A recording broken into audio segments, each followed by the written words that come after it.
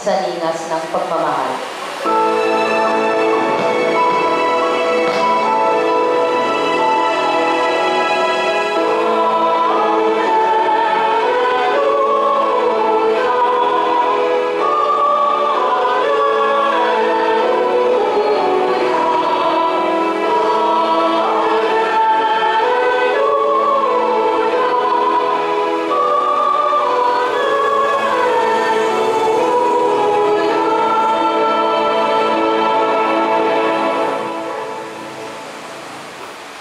Sumayin niyo ang Panginoon. At sumayo rin.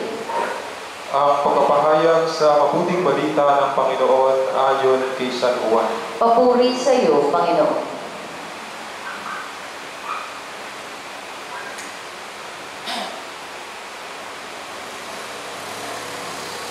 Kinagabihan ng lingguling iyon, ang mga alagad ay nagkakatipon.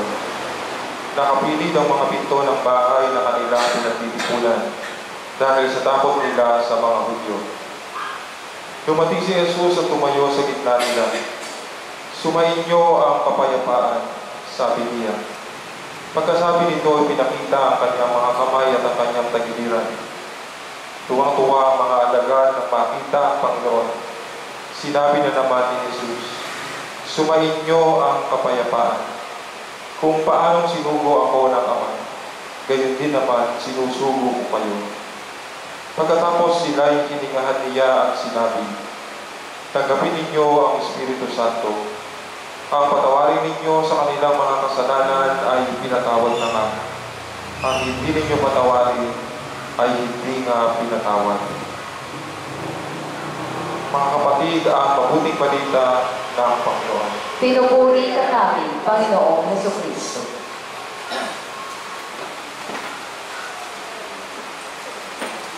Kapayapaan at lahat ng kabutihan po sa inyong lahat, mga minamahal na kapatid. Maraming taon na natin na ipagdiwang itong papistahan ito ng Pentecostes. Ang Pentecostes, galing sa salitang Griego, Pentecoste, na ang ibig sabihin ay 50th. Ay ika-50 araw pagkatapos ang muling pagkabuhay ng Panginoong Jesus. Yung mga Kristiyano, pinagdiriwang natin dito yung pagbaba ng Espiritu Santo, yung ika-50 araw na iyon. Kaya nga ito'y kaarawan ng simbahan. Sa mga Hudyo, ang Pentecostes sa isang kapistahan din, ika-50 araw pagkatapos yung tinatawag natin Passover, no? Yung pagtawid, yung anghel, yung nasa kwento, pwede nyo pong basahin na lang. Hindi na tayo pwede pumalaot at baka lumaba po tayo sa ating pamilya. Ito'y pagdiriwang nila ng mga ali, yung dito nakatuon doon sa pag-aali, karoon din sa pagpaparangal sa mga utos na ibinigay ng Diyos kay Moises, na nakasulat sa pangunahing 5 aklat ng Biblia na tinatawag nilang Torah.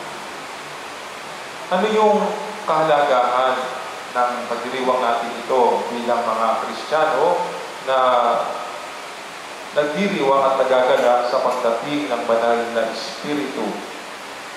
Sa kasalukuyang panahon, makikita natin ang iba't ibang anyo ng kadiliman, mga kasalanan tila nagtatagumpay kung iisipin.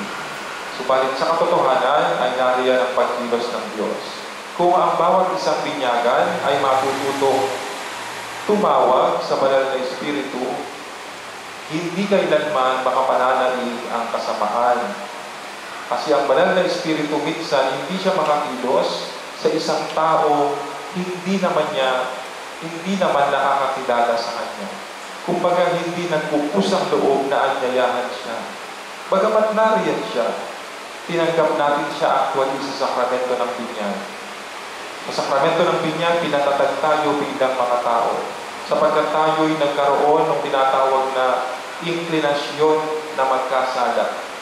Nung magkasala ang una nating mga magulang, pumasok yun yung tendency to commit sin ng tao. At iyon ang ginamot sa sakramento ng binyag. Tinanggap natin ang banal na Espiritu upang magkaroon tayo ng lakas na tanggihan ang inklinasyon natin ito na pumasok noong pagkasala ang mga unang tao. Subalit madalas nasasayang pati iyong lakas na kaloob ng Espiritu sapagkat ginagamit natin sa maling paraan. Ginagamit natin sa pagpupulyaw, sa pagmumura, sa paggamit sa mga bagay na sa halip na makaputi ay nakasasama sa simbahan.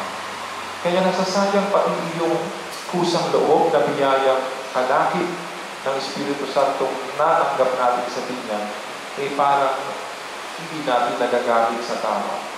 Kaya hindi tayo magtataka kung bakit ang simbahan, sa halip na maging liwanag sa mundong ating ginagalawan, mayroon siyang mga kasapi na nagiging dahilan pa para kumalat ang katiliran. Sapagkat sino ba yung mga taong napapabalita o nahuhuli mga nagnanakaw sa loob ng gobyerno sa kaban ng bayan, hindi ba't ang karamihan sa kanila ay mga nagtapos pa sa tinatawag natin mga Catholic school. Marami sa kanila, mga binyagang Katoliko. Subalit sa halip na maging liwanag, tagapagpadaloy ng pagkakaisa ay naging dahilan ng pagkakabahan. So tayo bilang mga binyagan na narito ngayon at nagsisimba, sana'y maging mulat tayo sa pangangailangan natin sa banal na Espiritu. Siya lang ang tanging makatutulong sa atin. Ibinigay siya ng Panginoong Yesus nung hilingahan niya, diba, sumain niyo ang banal na Espiritu. Diba, inihinga niya ulit sa atin. Kung babalikan natin yung aklat ng Genesis, di ba hiningahan din ng Diyos ang tao mula sa putik at nagkaroon siya ng buhay. Ngayon, ang paghinga ng Panginoon upang tanggapin ang banal na Espiritu ay patunay na ang Diyos ay binigyan niya ang tao ng bagong buhay. So mayroon tayong mga bagong buhay na dala-dala. Sasayangin ba natin ang bagong buhay na ito dahil lamang mahirap ang nararanasan natin dito sa mundo? Tatalikuran ba natin ang bagong buhay na kaloob ng Diyos dahil lamang mayroon tayong mga taong nakapaligid sa atin na ang ginagawa ay hindi maganda dahil dapat ba mas marami sila?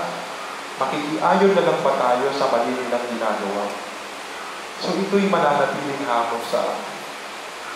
At makasisiguro tayo sa tagumpay sapagkat naroon ang Diyos, hindi tayo iniiwan. Kailangan lang talaga natin kusang loob na siya ay tawagan. Ipinapakita rin ng pagdiriwang na ito kung gaano tayo kamahal ng Diyos. Sapagkat batid niyang tayo'y mahina, nagpadala siya ng magpapalakas ang Espiritu Santo. Kaya, napakagandang panalangin ng ating salmo. Espiritu mo'y suguin, tanay iyong pag-ibig. Ito yung kailangan talaga natin yung Espiritu Santo para sa pagbabago. So sa ganyan din mga minamahal na kapatid, sana'y patuloy tayong tumawag. Huwag natin kalimutan ang tumawag sa banal na Espiritu. Huwag tayong matulan doon sa iba. Pero ang isang nagsabi, ewan ko kung yun ay joke, sabi niya, kilala ko itong ama, kilala ko itong anak, pero sino itong para kapitang-pitagang ibon na kasama nila? Eh kasi lagi nga inilalarawan ng Espiritu bilang kalapati. Pero hindi lang siya ibon, mga minamahal na kapatid. Kasama natin siya. Kahit saan ka magpunta, kahit saan tayo magpunta bilang binyagan, kasama natin siya. Pag tinawag natin siya, pag nasa harap tayo ng problema, tutugon ka agad siya.